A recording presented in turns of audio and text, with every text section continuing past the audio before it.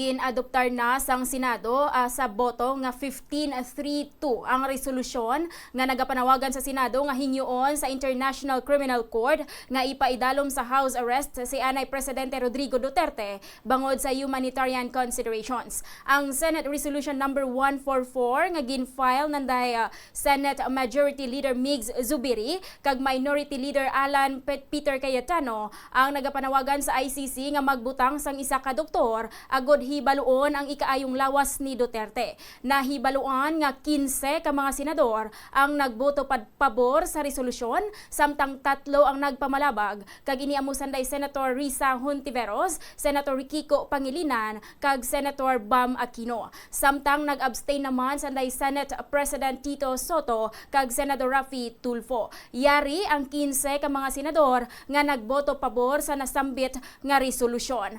Rodante Marcoleta, Amy Marcos, Robin Padilla, JV Ejercito, Bato de la Rosa, Joel Villanueva, Jinggoy Estrada, Bongo, Loren Ligarda, Sherwin Gatchalian, Ping Lacson, Erwin Tulfo, Mark Villar, Alan Cayetano kag Migs Zubiri. Apang absent naman sanday Lito Lapid, Pia Cayetano kag Camille Villar. Suno sa resolusyon, ang house arrest ang magapadayon nga may mga restrictions kasunod sa mga kondisyon sang ICC. Kag hindi ini makaapekto sa integridad kag sa ginapatigayon nga hearing. Una na nga naghingyo sa Senado nga aprobahan ang among resolusyon ni Senador Bato de la Rosa kung sa diin ginpaanggid pa sini ang iya nagtaliwan nga amay kay former President Duterte. Sa subong nakapreso sa gihapon ang anay presidente sa ICC Detention Center sa The Hague, Netherlands bangod sa ginapangatubang sini nga crimes against humanity case angot sa iya war on drugs.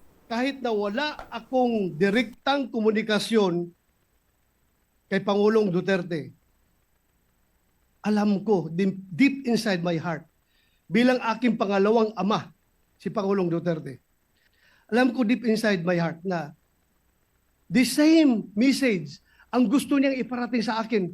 Bato, pauwiin mo na ako sa Davao para makakain ako ng munggo. Pag aking pakiusap ngayon sa ating mga kasamahan sa bulwagang ito, na sana hindi pa huli ang lahat. Hindi pa huli ang lahat, na sana tayo magkakaisa. Kung mabigat man sa kalooban ninyo, ako'y nakikiusap.